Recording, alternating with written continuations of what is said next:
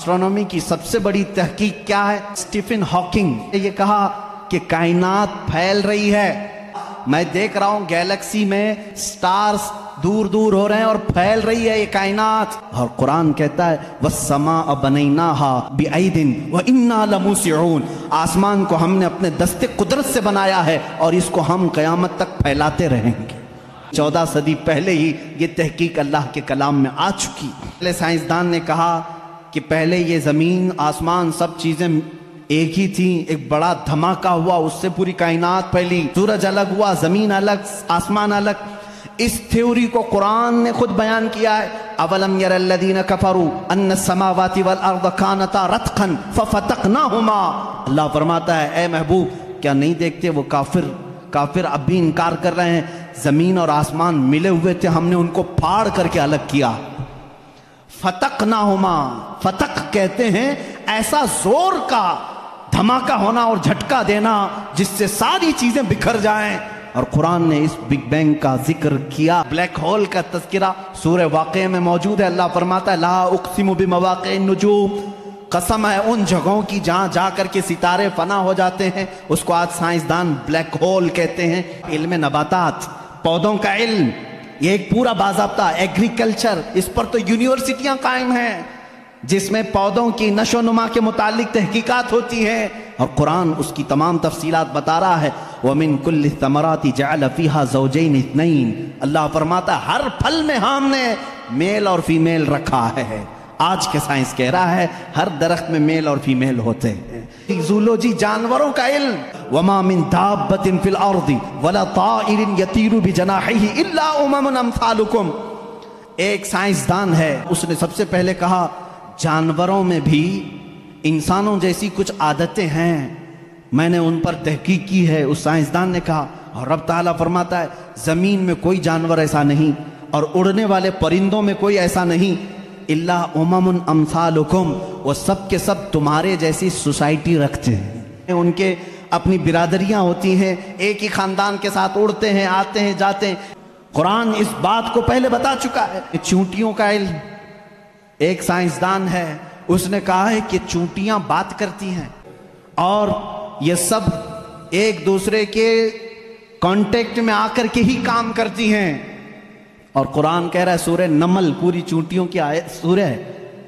अल्लाह ताला फरमाता हत्ता इज़ा अतौ अला वादिन नमली क़ालत नमलतुन या अय्युहन नमलु दुखुलू मसाकिनकुम। जब सुलेमान अलैहिस्सलाम अपने लश्कर के साथ से गुजर रहे थे तो एक चूंटियों की वादी के पास आप आए, तो अल्लाह फरमाता है चूंटियों की जो बड़ी सरदार थी उसने सारी चूंटियों से कहा या अय्युहन नमलु दुखुलू मसाकिनकुम, ऐ चूंटियों जल्दी जल्दी अंदर दाखिल हो जाओ, कहीं सुलेमान अलैहिस्सलाम का लश्कर तुम्हें बेखबरी में रौंद न जाए। शहद की मक्खी पर एक बंदा है जिसने रिसर्च किया और उसको नोबेल प्राइज मिला है। ये 1975 में 1975 में एक साइंसदान ने तहकीक करके बताया शहद की मक्खियाँ कम्युनिकेशन करती हैं, एक दूसरे से राब्ता करती हैं और इनको एक मलिका होती है और वो ऑर्डर देती है और उसके ऑर्डर के एतबार से सब जाती हैं। और कुरान में देखो रब ताला फरमाता है वअौहा रब्बुका इलन नहली अन इत्तखिज़ी मिनल जिबाली व मिन शजरि बुयूतन फस्लुकी सुबुल रब्बिकी ज़ुलुला यख़रुजु मिन बुतूनिहा शराबुन मुख्तलिफुन अलवानुहु फ़ीही शिफ़ाउन लिन्नास। अल्लाह फरमाता है तुम्हारे रब ने शहद की मक्खी को ये इल्म दिया है और शहद की मक्खी का जो वर्ड यूज हुआ है अरबी में वो मुअन्नस यूज हुआ है। अल्लाह कुरान में फरमाता है मक्खा नहीं मक्खी।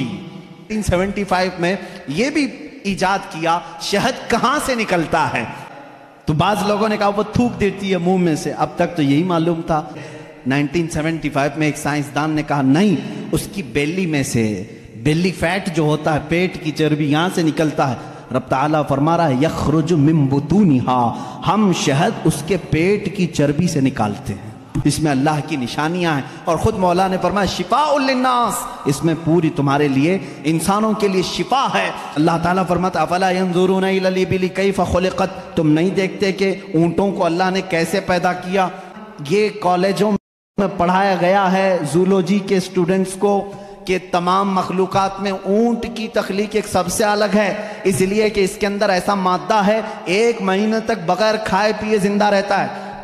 پانی جمع کر لیتا ہے۔ تقریباً 1950 یا 60 کے بیچ میں ایک سائنسدان نے کہا کہ مکڑی جانوروں میں سب سے کمزور دل والی ہوتی ہے، اور قرآن کہہ رہا ہے اتخذ وَإِنَّ أَوْهَنَ الْبُيُوتِ، بلکہ اللہ فرما رہا ہے سب سے کمزور گھر مکڑی کا ہوتا ہے اور سب سے کمزور دل بھی اس کا ہوتا ہے۔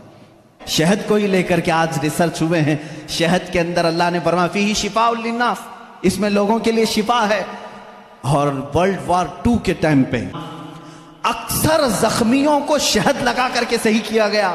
امبریولوجی کیا ہے؟ یہ علم الجنین، بچے کی ولادت کے جو معاملات ہوتے ہیں، کہا گیا ہے کہ سب سے پہلے پانی کا ایک قطرہ مرد کے نطفے سے گا کر ماں کے رحم مادر میں جمع ہوتا ہے۔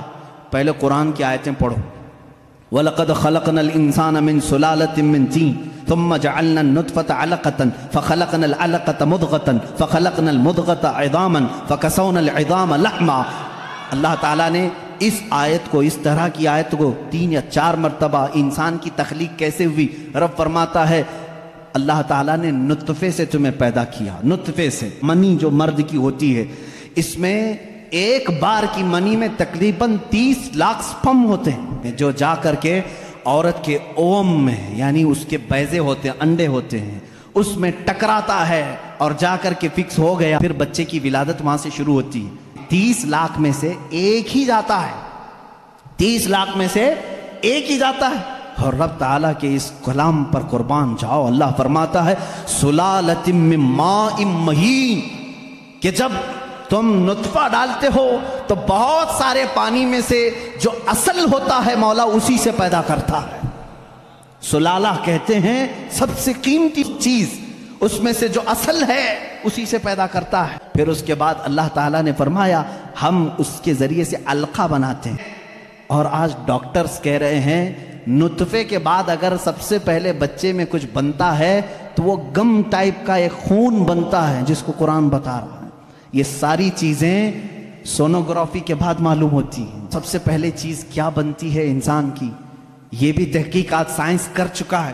سب سے پہلے بچے کے نطفے کے بعد علقہ، مضغہ، اور اس کے بعد اس پر چمڑی آتی ہے۔ 24 ویکس ہوتے ہیں اگر پریگننسی کے، تو سب سے پہلے وہ جنین میں سننے کی چیز آتی ہے۔ کیا؟